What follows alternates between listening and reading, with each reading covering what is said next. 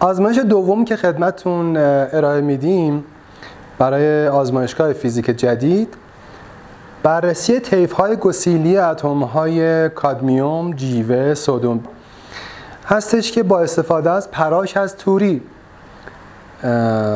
این آزمایش‌ها انجام میشه. یکی از محیط‌های پاشنده نور مرئی در حالا خاصه به طور خاص در اپتیک توری پراش هست. توری چیه؟ توری یک در واقع صفحه‌ای است که تعداد شیارهای زیادی رو در واحد طول در خودش داره. به طور مثال توری که الان توی آزمایشگاه فیزیک جدید هست 570 شیار در 1 میلیمتر داره. وقتی که 570 شیار در 1 میلیمتر ما شیار داریم، فاصله یکی از این شیارها تا شیار بعدی یه چیزی حدود 1.7 میکرومتر هست. چه اتفاقی میفته وقتی که این توری پراش رو جلوی نور مرئی ما میذاریم؟ پدیده پراش رخ میده. برای اینکه این پدیده پراش رو براتون توضیح بدم، یک مثالی رو همیشه من میزنم که فکر میکنم بد نباشه. تصور کنید در اتاقی رو باز کردین و یک حبه قند رو دستتون گرفتین و به فاصله 2-3 متر از این در قرار گرفتین. خیلی راحت میتونین این حبه قند رو بیرون پرتاب بکنین بدون اینکه این حبه قند به لبه های کناره های در بخوره. اما اگر یه جسم بزرگتری مثلا یک صندلی رو بخواین از این در عبور بدین، احتمال این که پایه های این صندلی به کناره های این در واقع در بگیره خیلی زیاده. در کل هرگاه ابعاد طول موجی که قراره از عرض یک شیار رد بشه در حد اندازه عرض اون شیار باشه، پدیده پراش رخ میده. در واقع خاصیت موجی نور هستش که خودش رو نشون میده، نه خاصیت ذره نور. برخلاف اون که تو آزمایش شماره 1 که پاشندگی نور در منشور به واسطه خاصیت ذره‌ای نور اتفاق میافتاد، اینجا به واسطه خاصیت موجی نور هستش اتفاق میافته. اینجا دوباره از در واقع دستگاه طیف سنج استفاده میشه برای اندازه‌گیری کمیت‌های این آزمایش. لامپ مورد نظرمون رو که می‌خوایم طول موج‌های طیفش رو، طیف مرئیش رو در واقع به دست بیاریم رو جلوی موازی ساز یا همون کلیماتور قرار میدیم. نور موازی شده به توری برخورد میکنه. بعد از عبور از توری به واسطه جبهه موجایی که اینجا در واقع از وجود داره، در محل‌های اینها به همدیگه میرسن که در این محل‌ها خطوط روشن هستن. خطوط روشن مثلا از بنفش شروع میشه تا قرمز. این قسمت رو بهش میگم پراش مرتبه اول. حالا براتون توضیح میدم در قسمت بعدی. این دوباره همین طیف تکرار میشه از بنفش تا قرمز. اینجا دوباره میشه پراش مرتبه دوم. اگر توری را بده باز پراش مرتبه سوم که حالا خیلی امکانش ضعیف هستش. سمت راست در واقع توری پراش مرتبه اول دوم دیده میشه. سمت چپ توری هم همون پراش های مرتبه های پراش هم دیده میشن و این باریکه نور که بدون تمام رنگ های نور مرئی داخلش هست پراش مرتبه 0 هست. حالا این مرتبه پراش چی هست؟ اینجا توری رو اگر یک قسمتش رو دیتیل بکنیم و بیایم اینجا، دو تا از شیاراشو من نشون دادم. این جبهه موج میاد از این دوتا شیار عبور میکنه و در یک مکانهایی تداخل‌های سازنده و مخرب انجام میدن. اگر مسیری که نور توی این راه طی میکنه و این راه طی میکنه رو اسمشو بذارم R1 و R2 و اگر اختلاف راه این R1 و R2 مضرب درستی از لامدا باشه میدونید که تداخل سازنده رخ میده و من میتونم اینجا یه رابطه ای رو اثبات بکنم. چطوری؟ فاصله این دوتا شیار به مراتب کوچکتر از در واقع R1 و R2 هست. عملا من میتونم R1 و R2 رو موازی در نظر بگیرم. پس اگر یه خط عمود بکنم به این R2 به R1 هم عموده، اختلاف راه ما در واقع این تیکه‌ای هستش که اینجا هست. خب اینجا یه مثلث در واقع قائم الزاویه پدیدار شده که اختلاف راهش این ضلع از این مثلث هست. این زاویه‌ای که اینجا تتا هست همین زاویه‌ای که اینجا من اومدم و آشکارساز رو که چشمم یا اون دوربین هست و اینجا گذاشتم دیدم. این زاویه رو ما میتونیم اندازه‌گیری بکنیم. این زاویه با این زاویه با هم برابرن چون این دوتا اضلاعشون بر هم عموده. پس وقتی که این تتاست اینم تتاست، این وتر این مثلث دی هست، دی سینوس تتا میشه ان لامدا، پس R2 منهای R1 میشه دی سینوس تتا. این رابطه رو بهش میگن رابطه پراش براگ از توری و شرط تداخل سازنده رو اینجا برای ما بیان میکنه. حالا از این رابطه براگ ما استفاده میکنیم و لامپ رو وقتی جلوی دستگاه میذاریم میایم توی مرتبه اول پراش رنگ ها رو میبینیم. اولین رنگ بنفشه، آخرین رنگ تو مرتبه اول قرمزه. میایم زاویه اینها رو میخونیم، مثلا اینجا 11، بعدی 13، بعدی 15، به طور مثال اینجا مثلا 20. زاویه رو داریم.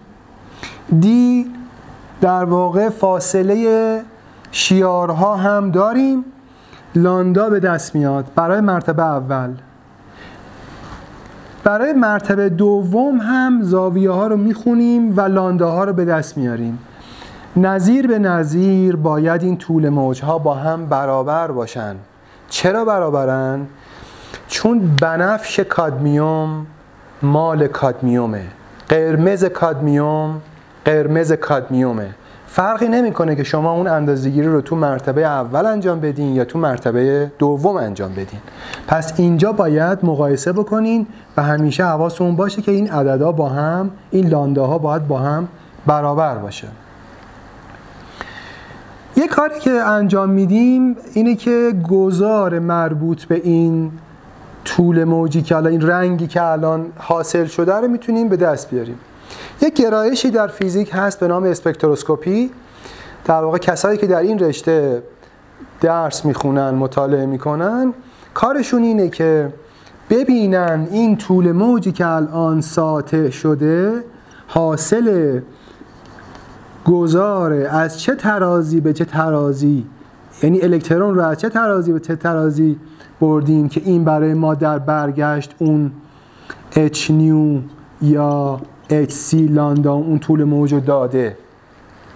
برگه‌ای هست که توی آزمایشگاه خدمتون ارائه میشه، شما نگاه میکنید به اون طول موجی که به دست آوردین و میرین روی اون برگه میبینید که لامدای بنفش هولوش 422 نانومتر اگر به طور مثال به دست اومده، توی اون برگه 420 نانومتر هست. پس شما میگید که نزدیکترین عدد به این عدد من 420 و گزارش هم به طور مثال هست 7 1s به 6 3p1. خود این نمایش به اصطلاح نمایش اسپکتروسکوپی حالات الکترون در اتم رو در دست اسپکتروسکوپی یا کوانتوم به شما میگن که اینطوری هستش که این عدد پشت S N هست، اینجا L اینجا 2s به علاوه 1 و اینجا j. هر الکترون در اتم با 4 تا عدد کوانتومی مشخص میشه. یکی n، یکی l، یکی هم m و آخرین عدد s هستش. n شماره تراز، l عدد اندازه حرکت مداری الکترون هست، m عدد اندازه حرکت مغناطیسی الکترون و s اسپین الکترون هست. اینجا اگر s و p در واقع معرف عدد اندازه حرکت مداری الکترون هست. به طور مثال اگر n 3 باشه 3 تا l به ما میده، یه L2، یه L1، یه L0. L0 رو با S نشون میدن. اینها S، P، D حروف اول یک سری کلماتی هستن که در اسپکتروسکوپی اونجا تعریف میکنن. مثلا اگر اشتباه نکنم S اول هر کلمه شارپ هستش و پی هم همینطور پس اینجا وقتی که 7S هست یعنی این که ما در L1 هستیم. اینجا وقتی در P قرار گرفته یعنی این که معذرت میخوام S هست، Lمون 0، اینجا P یعنی L1. 7 تراز 7 هستیم، اینجا گذار میکنه، گسیل میکنه میاد به تراز 6. این اس کل هستش. اسپین ها یا موافق هستن یا مخالف. اگر موافق باشن 2 تا اسپین 1/2 به ما اسپین 1 میده و اگر اسپین ها مخالف باشن 1/2 منفی 1/2 اسپین 0 میده. پس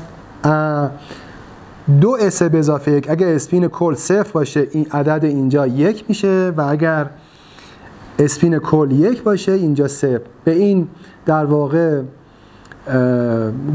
حالت هایی که 2s به علاوه 1 شون 3 هست حالت تریپلت میگن و تو این قسمت هم سینگلت. اینا بحث های کوانتومی هست که انشالله توی دروس بالا و سطوح بالاتر شما اینا رو خواهید خوند. تو این مقطع فقط از شما خواسته میشه که این گزارهای در واقع انجام شده در اتم رو شما بنویسین که بعداً اگر دیدین توی کوانتوم 2 خوندین آشنایی داشته باشین. درصد خطا رو چطوری به دست میاریم؟ اگر این رابطه براگ رو ازش مشتق بگیریم یه دلتا لامدا اینجا ظاهر میشه، کوسینوس تتا به سینوس تتا، کوتانجانت تتا دلتا تتا. اینجا خطای نسبی رو داره برای ما تعریف میکنه.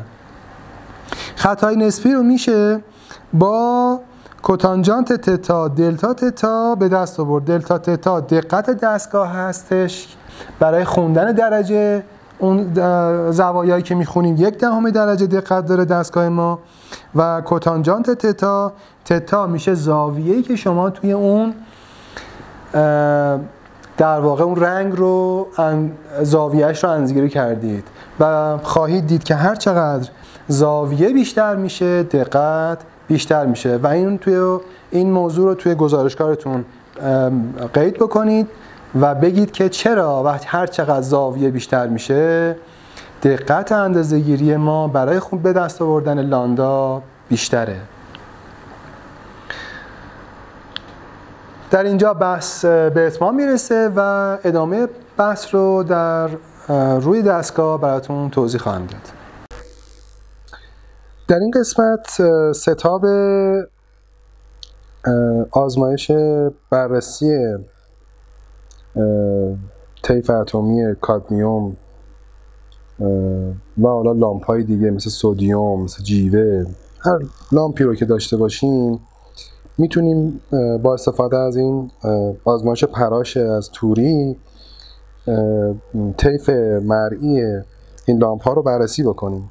در این قسمت یه توری داریم که در 1 میلیمتر از این توری 570 شیار وجود داره همونطور که توی تئوری مسئله گفتیم میشه فاصله عرض هر شیار رو 1/570 دونست. 1/570 یه چیزی چند ده میکرون میشه. اینجا هم در واقع یک طیف سنج هست، اسفرومتر، معذرت میخوام، اسپکترومتر، یک کلیماتور وجود داره و یک تلسکوپی هست. این کلیماتور برای ما نور رو که از لامپی که اینجا داریم، لامپ کادمیوم هم هست، وارد در واقع برای ما موازی میکنه، از یک شیار رد میشه، نور رو موازی میکنه و نور موازی شده رو برخورد میکنه به توری و بعد از اینکه پدیده پراش رخ داد ما طیف رو میتونیم اینجا ببینیم. اگر در داخل لنزی که این تلسکوپ داره نگاه بکنید، خطوط طیف مرئی لامپ کادمیوم که از بنفش شروع میشه تا قرمز، در این قسمت اگر باریکه نور مستقیم رو در نظر بگیریم، این پراش مرتبه 0 محسوب میشه. پراش مرتبه 0 n1 در واقع n0 جایی که تمام رنگ ها با هم دیگه میرسن، یعنی هیچ شکافتگی نداریم. پراش مرتبه اول منطقه است که از بنفش شروع میشه تا قرمز، پراش مرتبه اول. پراش مرتبه دوم میشه منطقه دوم. همینطور اگر بستگی قدرت توری داره میشه پراش های بالاتر رو دید. هر چقدر تعداد شیارهای یک توری بیشتر باشه، مرتبه پراشی که رویت میشه کمتره. مثلا توری که 1200 شیار در میلیمتر داره، شما دیگه ممکنه مرتبه دوم پراشش رو نتونید ببینید، به خاطری که اونقدر زاویه پراش زیاد میشه که دیگه شدت میاد پایین و دیگه اون رنگ مربوط به اون طیف اون شدت نداره و شما نمیتونید ببینیدش. پس زاویه مربوط به هر رنگ رو یادداشت میکنید. اینجا روی لنز چشمی یک به علاوه‌ای وجود داره که در واقع ریکتول بهش میگن. خط عمودی اون ریکتول رو میندازید روی اون اولین رنگ، مثلا بنفش، بعدی آبی، حالا بعدی سبز، و هر کدوم از این تنظیمات رو که انجام دادین بعد میایید روی دستگاه و میزان انحرافی که الان گرفته میخونید. اینجا هم خوندن زاویه مثل یک کولیس میمونه. اگر صفر دستگاه رو به طور مثال اصلا اینجا اگر رو 20 باشه 20 درجه زاویه داریم. اگر بین 21 و 22 باشه 21 شو که از در واقع صحیحش رو میدونیم، اون میزان خورده زاویه رو از روی این ورنیه مشخص میکنیم. الان دقت این اسپکترومتر 1/10 درجه است. نگاه میکنیم هر کدام از این عددهای خطکش متحرک که منطبق شده بود روی خطکش ثابت، این درجه ثابت، مثلا اگر اینجا الان 4مین خط منطبق شده پس میشه 21.4 درجه. دقت این اسپکترومتر 1/10 درجه است. زاویه ها رو میخونیم. با داشتن زاویه سینوس تتا معلومه، دی عرض شیار معلومه، طول موج مربوط به هر رنگ به دست میاد که اگر بخواید این آزمایش رو با دقت یعنی در واقع ادامه بدین، میتونید یک توری دیگه بگیرین و جای این توری قدیمی بذارین و باز دوباره طول موج ها رو اندازه‌گیری کنید. میبینید که عدد طول موج هر رنگ برای یک لامپ هیچ ارتباطی در واقع به تعداد شیار اون توری نداره. در واقع طول موج اون رنگ مربوط به ذات اون لامپ و اون رنگ هست و با تغییر توری طول موج عوض نمیشه، فقط زاویه رؤیتش عوض میشه. و میتونید بعد از اینکه این مرتبه اول پراش رو خوندید، مرتبه دومم نگاه بکنید و طول موج رو برای مرتبه دومم به دست بیارین. میتونید در این زاویه سمت چپ هم، یعنی به سمت چپ هم دقیقه همین مرتبه اول و مرتبه دوم رؤیت میشن. نگاه بکنید که زاویه اون طول موجی که به دست میارین فرقی نمیکنه بر هر رنگ.